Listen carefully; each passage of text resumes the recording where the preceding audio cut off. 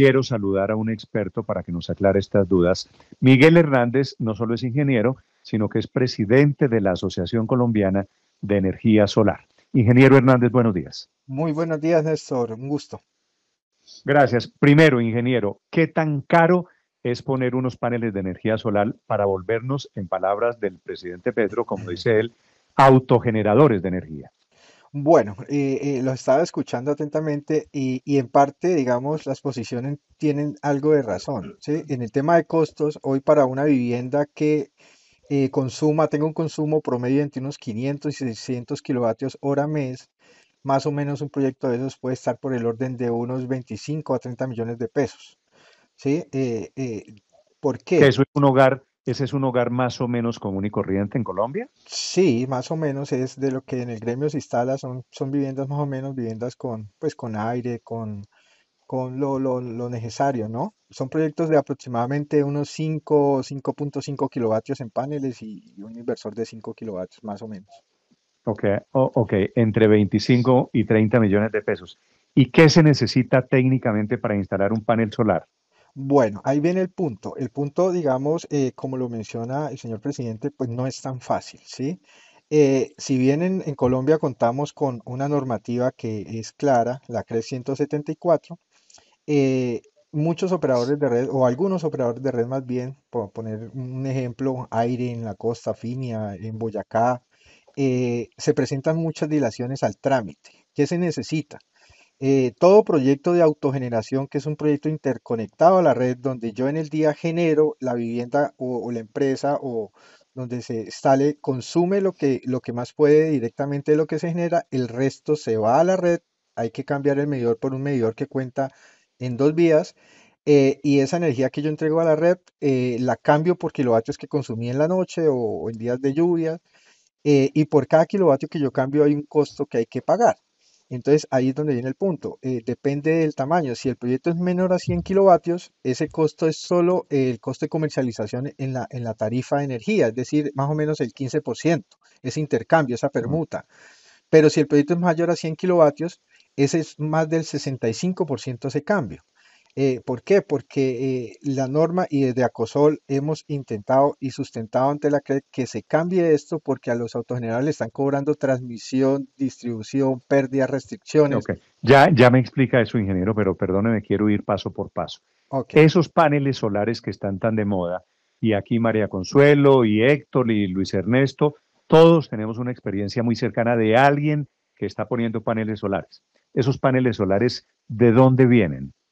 Los paneles, hoy en día el mercado lo tiene China, ¿sí? Esos paneles vienen prácticamente las marcas más importantes y la mejor tecnología de China. Ok, ok, son chinos, que en esta época de aranceles y tal, de guerra comercial, es bueno tenerlo en cuenta. Y en segundo lugar, ¿esos paneles tienen qué vigencia? ¿Cuánto dura un panel de esos? Los fabricantes hoy en día, como ha avanzado la tecnología, dan una garantía de 12 años por defectos de fábrica y 25 años, que año 25 van a producir el 83-85% de lo que está cuando nuevos. Ok, si yo voy a una empresa que me vende los paneles solares, me dicen, listo, señor, usted tiene que pagar los 30 millones de pesos, le alcanza para su casa. Y después viene el estudio de sombras, ¿cierto? No, Néstor, digamos, el estudio de sombra es más una responsabilidad del promotor o del instalador para que se aproveche la radiación No, pues al no por máximo. eso, pero pues claro que se necesita un instalador que suele ser la misma empresa que lo vende. Sí, Estudio de sombras quiere decir no se puede poner en cualquier lado. Si no, Felipe me estaba diciendo, usted escuchó a Felipe diciendo que en el edificio de él querían poner paneles solares para el funcionamiento del edificio, ¿cierto? sí, señor. Sí, Eso esto no se es. puede poner en cualquier, no, en cualquier lugar del edificio, tiene que ser en un sitio en donde le dé el rayo del sol. Sí, señor. Para ese caso, digamos, para áreas comunes he instalado muchos proyectos y ¿de qué depende? De que se cuente con el área disponible para la capacidad necesaria para cubrir la demanda que tiene, digamos, el edificio. Si se cuenta con esa área, no hay inconveniente, digamos, para la instalación y que estén libres de sombras. Sí, señor Hernández, esta solución la plantea el presidente Gustavo Petro como una salida y le dice a la gente que en algún momento puede estar pensando en poner paneles solares en su casa, libérese de la factura. Piensa en una persona en la costa, en La Guajira, en el Atlántico, agobiada por la factura de la energía. Esto le soluciona ese problema de pagar cuentas, de pagar facturas carísimas por cuenta de la energía. Claro, si se cuenta con la disponibilidad porque hay que cumplir unos requisitos normativos, uno puede llegar, inclusive como lo mencionaban anteriormente, a tener facturas con saldos a favor, ¿sí? Entonces, no es que nos liberamos de la factura porque no vamos a estar, digamos, aislados del operador de red, porque él nos sigue facturando, él nos liquida lo que entregamos, lo que consumimos, de acuerdo a la norma, pero podemos tener, digamos, unos ahorros de hasta el 100% en nuestra factura. Sí, cuando uno instala el panel solar, señor Hernández, se tiene que conectar a un sistema de energía. Ese panel se conecta al sistema interconectado. Sí, señor, se conecta al tablero principal de la vivienda o de la empresa o donde se instale, ahí en ese es el punto de conexión del sistema. No significa no necesariamente que la energía que yo voy a utilizar en mi casa o en mi apartamento es la energía que yo logro recoger con el panel. En el día, en un día, digamos, ideal, todo lo que se genere se puede consumir en la vivienda y si nos sobra, esa energía se va hacia el operador de red. Es decir, el operador de red actuaría o la red actuaría como una batería. Entonces, eso disminuye ¿Qué? muchísimo los costos. ¿Y qué pasa si en un día no hay sol, por ejemplo? Que en estos días hemos tenido, por ejemplo, en Bogotá, días muy tapados, muy grises. Se reduce la producción, entonces se consume de la red. Eso, el sistema es sincronizado con la red de acuerdo a la norma. Inclusive, si la energía se va, el sistema solar debe apagarse por ley, O sea que la automáticamente. factura va a seguir llegando, sí, la factura de la luz va a seguir llegando sí o sí. Pero ¿cuánto Sí. costaría a grosso modo ponerle ese tipo de paneles solares al 85% de los hogares del país, que son los que pertenecen a los estratos uno, 2 y 3 y que son los que actualmente reciben subsidios en sus tarifas de energía?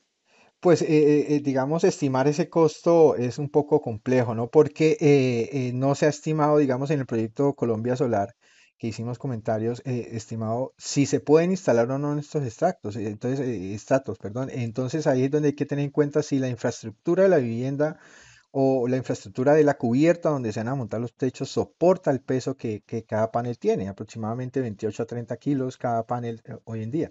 Entonces son temas técnicos que hay que tener en cuenta porque cada proyecto es particular, ¿sí? Depende de qué Mm. tipo de techo tenga, asimismo va a ser el costo en la estructura que debe soportarlos para anclarlos. Pero, ingeniero, a propósito de la pregunta de Paola, pagar los 25 o 30 millones de pesos que usted me decía por 5.5 kilovatios, fue la cifra que usted me dio, ¿verdad? Sí, pero Néstor, ahí hay Más que o tener, menos eso, 30 millones de pesos por hogar, sin importar de qué estrato es. no, ahí hay que tener en cuenta algo que a lo que le apuesta el gobierno es al consumo de subsistencia, que es lo subsidiado hoy en día. Entonces, el consumo de subsistencia en zonas, digamos, calientes está en 173 kilovatios hora mes. Es decir, que los proyectos que se instalarían serían proyectos de aproximadamente 2 kilovatios por estas viviendas, para que nos cubra el consumo de subsistencia. Si el usuario consume más de esto, pues debe pagarlo como es hoy en día. Si un usuario estrato 1 o 2 consume más de subsistencia, tiene que pagar a tarifa plena. Señor Sí. Hernández, mire, le voy a leer el trino del presidente Petro. Él dice que, bueno, la actual deuda que tienen por estos subsidios se va a titularizar y, bueno, de esa forma se pagaría esa deuda con los actuales comercializadores. Pero este subsidio, que es el que evita que los estratos uno, 2 y 3 paguen hasta 50, 100, 140% más en la factura, dice el presidente así: en adelante y con vigencias futuras se entregará gradualmente directamente a los usuarios en especie, consistente en techos solares para bajar el costo de su energía y volverlos autogeneradores. ¿Ese subsidio es así de grande como para que me lo cambien por un techo solar? No, porque ahí depende de la responsabilidad del usuario en el consumo, de no superar ese consumo de subsistencia, que es hasta donde va, digamos, el Estado para suplir, digamos, esa energía a estos estratos uno, 2 y 3.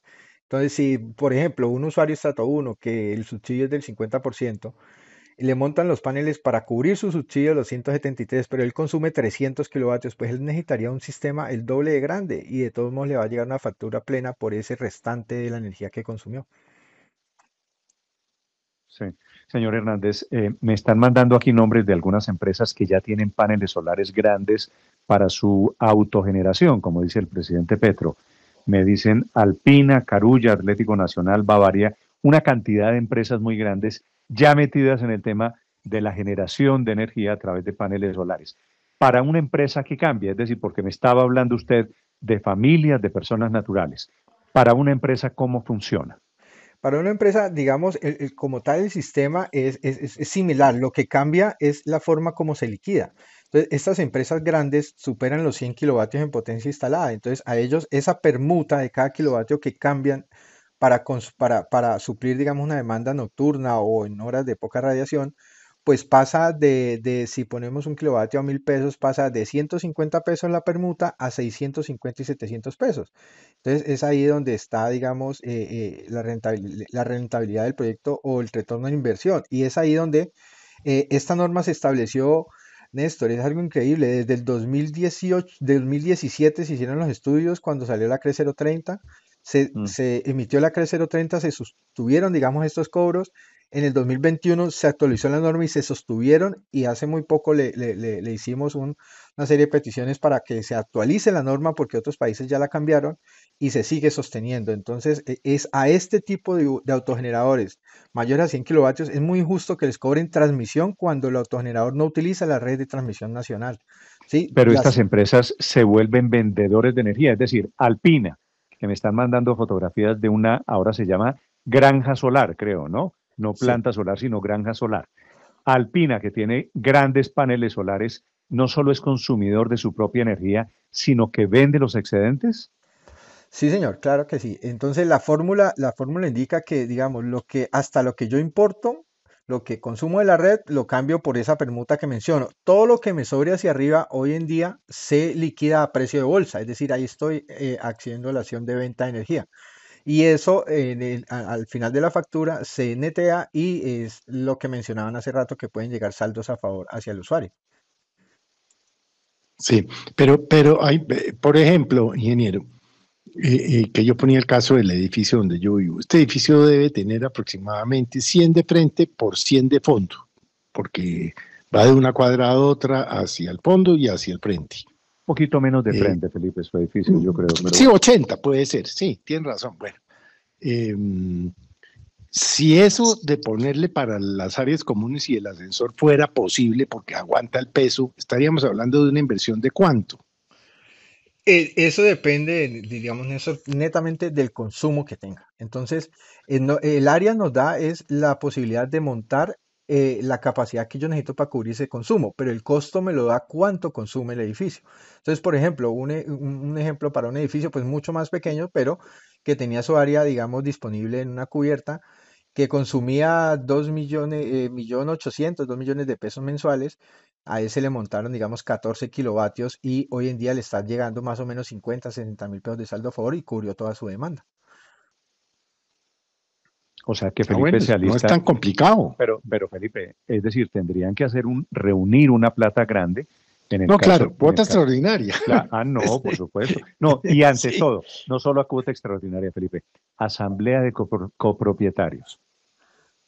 Bueno, pero A eso en la, los edificios pequeños como el que yo vivo no es tan a la que complicado, usted ¿no? va tan alegremente todos los años. Víctor, la última para el Es la ingeniero única Sí. Hernández. presidencia a la que logré llegar, Ah, a sí, la de fue presidente del copropietarios. edificio. No, Sí, nos tiene que claro. contar eso después, porque quiero hacerle esa pregunta a nuestro invitado. Bueno, digamos una medida así como la que plantea el presidente Petro a nivel generalizado, a nivel nacional, puede ser un poco compleja, pero si se implementara en alguna región en particular por la exposición al sol y demás, y por las vulnerabilidades de la gente y de pronto los espacios que tengan para instalar paneles solares, eventualmente podría funcionar.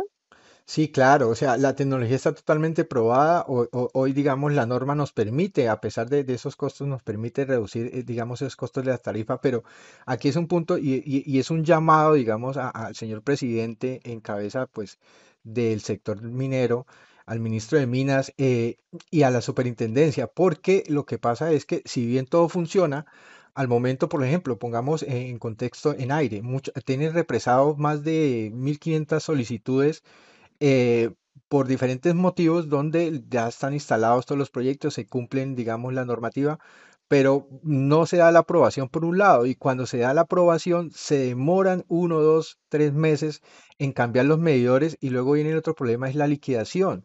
Se niegan a hacer la liquidación de acuerdo a la norma. Entonces es ahí donde hacemos un llamado, y lo hemos hecho en diferentes instancias, a la superintendencia para que actúe, porque hoy no está actuando y muchos operadores de red se relajan y no dan cumplimiento a la normativa. Entonces, si bien todo es muy viable, todo funciona, necesitamos unos cambios normativos para todavía que crezca más el sector solar, pero no está esa entidad de control que debe hacer esa vigilancia de acuerdo a las quejas que se tienen por incumplimientos de la normativa de algunos operadores de red. No, claro. La tecnología está, ahora lo que sigue es utilizarla. Ingeniero Hernández, gracias por acompañarnos esta mañana. A ustedes muchas gracias. Un saludo para todos. 9 de la mañana, 16 minutos. Es el Néstor, es que presidente de la Asociación Colombiana de Energía Solar,